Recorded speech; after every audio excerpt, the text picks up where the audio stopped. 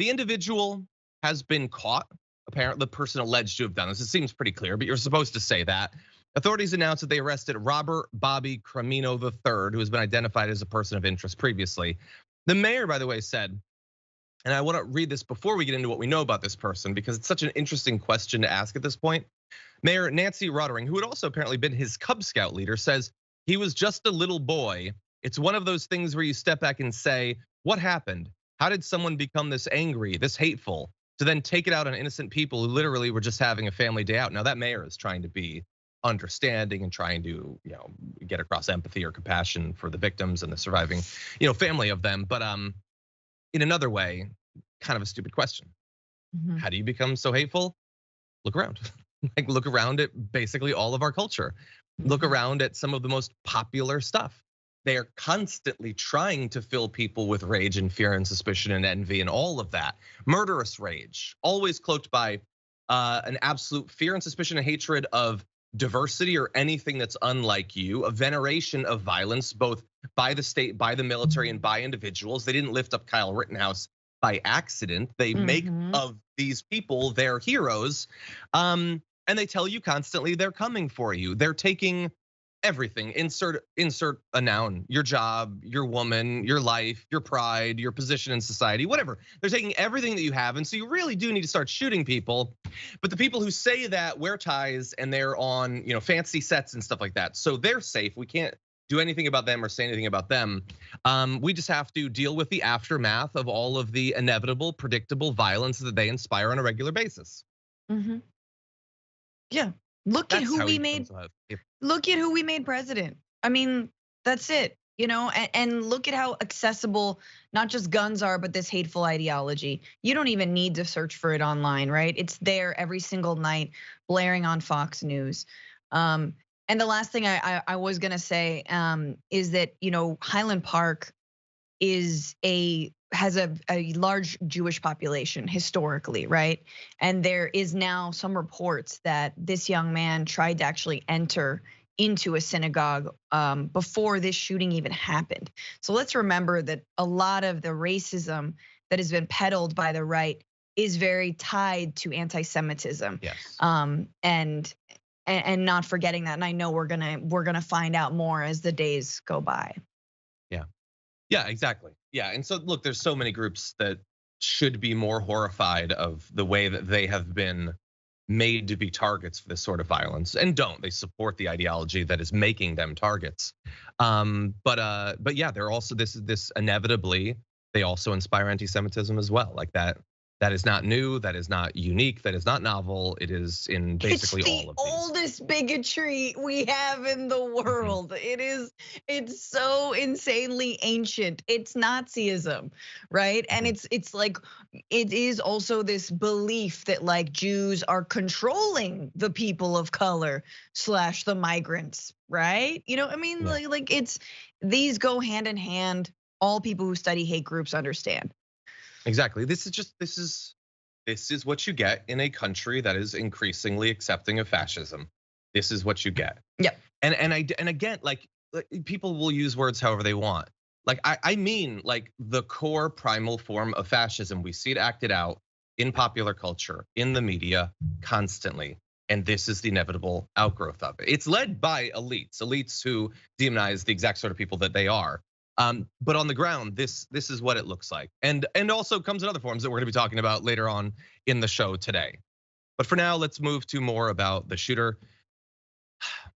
The shooter of Highland Park has been caught. The murderer has been taken alive. Interestingly, he's white. Of course, they're gonna take him alive. And we are already starting to learn some things about this individual. We can debate whether any of this matters in any way, since nothing will be done. Identifying facts that might allow you to predict future shooters seems irrelevant if you're not gonna do anything to stop them. And by the way, any of these facts could turn out to not be true. Take all of it with a grain of salt in the immediate aftermath of an incident like what happened in Highland Park. But some of the facts about this individual include that they were apparently an amateur rapper who posted disturbing videos on his YouTube channel, including many depictions of violence, a gunman being killed by police, beheadings, and all sorts of things like that. Last year posted a video on his personal blog of the main street of the parade route, even though police have said that this doesn't appear to have been planned. It doesn't seem consistent with what we know. Posted a video of beheading. Apparently he's a video game enthusiast and professional wrestling fan. So for some of you, you can check out of any critical thinking about this. That'll be enough. You can just use that. Let's see. One photo posted to Twitter showed him wearing a Trump flag like a cape. In another, he's at a Trump rally dressed as Waldo. He also apparently liked a Twitter video of President Biden. So there does seem to be some evidence that he might be a Trump supporter, but who knows? I don't know. It would, like, if he worked in the White House for 5 years, it wouldn't matter to any of these people. There's nothing they could do that would convince them that this is a natural outgrowth of their ideology anyway. So what's the point at this point?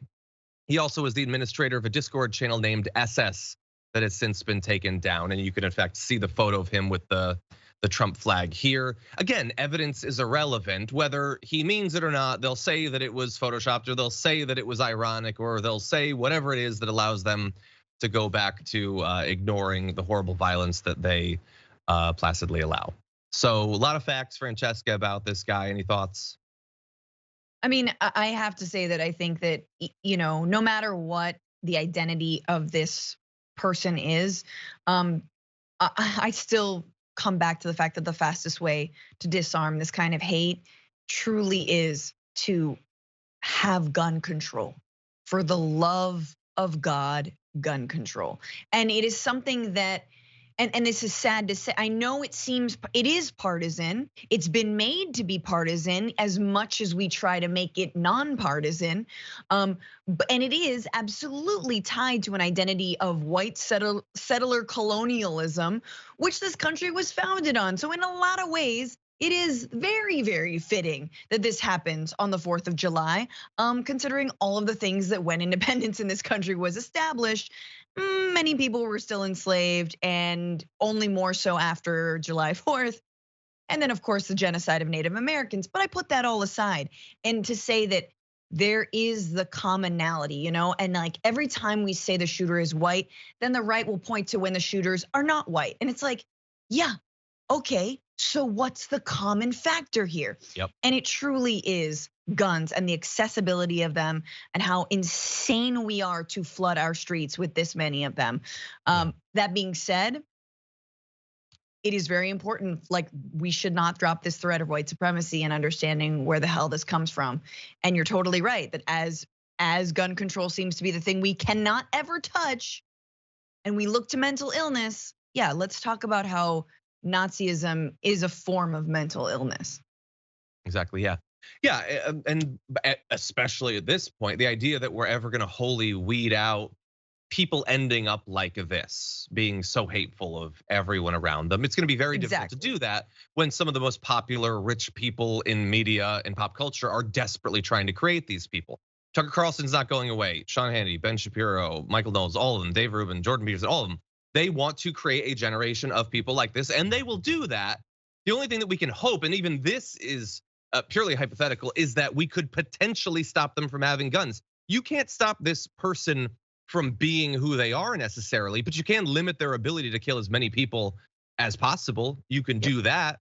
Would this guy have killed someone if he'd had a handgun instead? Yeah, probably. Would he have killed 6? Maybe not. And I'd love to roll the dice on that, actually. If he'd had a knife, could he have killed someone? Yeah, maybe. Could he have killed 6? Almost certainly not. So we're not going, like, we cannot just press a button and oops, that's the end of xenophobic fascism and Christian white supremacy and nationalism and all of that stuff. But we can't make it harder for them to do this. After all, how many European countries have like the same sorts of far right nationalist groups and stuff like that? And it's not to say that they don't ever have any acts of terrorism. They do. And in fact, I think there was a shooting in like a mall in Copenhagen or something like that. Yes. Over the weekend. And that was like the first one since 95, maybe. You have people like this in those countries. It is much, much harder for them to kill a bunch of people because they have decided to make it hard to get weapons like this. Someone in the chat said that like it doesn't matter what the gun ends up being. Yeah, well, you know who disagrees with you? The mass shooters. They really, really think it matters. They really care because I got news for you. Handguns and shotguns, cheaper than AR-15s, easier to get, draws a lot less attention to you. seems like that would be the easy choice if it didn't matter. Why do so many of them think it really matters that they have weapons like that? Yep. And by the way, we'll give you a chance to give your final thoughts. I just want to make sure that we throw out that we focus obviously on the mass shootings. That makes sense. There were 54 people that have been shot over July 4th weekend in Chicago, 7 deaths, because again, there are a lot of guns. And I know they would say, well, then clearly gun control doesn't exist. And you're right. For some reason, the magic bubble around Chicago that stops guns from being brought in apparently failed. Last year, 19 people died and over 100 others were shot over the July 4th weekend. And just in June, there were 13 mass shootings. And so far this year, 22,000 people have been killed by gun violence this year. And so this is just normal year. This is not even particularly bad. That's just normal America right there. Absolutely. And every time you make that comparison to other countries, you talk about video games. Well, Japan, China plays just as many, if not more, video games. Talk about depression. Also, I think it's Japan and like a lot of Scandinavian countries, lots of depression, not a lot of sunlight over in the north up there, right? Like no, there are patterns of mental illness, depression, and all other kinds of even, yes, hateful groups in other countries. What is the one outlier? It is our guns. And so it doesn't matter. It's a moving, funnily enough, it's a moving target to try and actually get gun control. You can never actually get anyone on the other side to agree with you because they're all working at the behest of the gun lobby and manufacturers who we have to hold accountable at some point.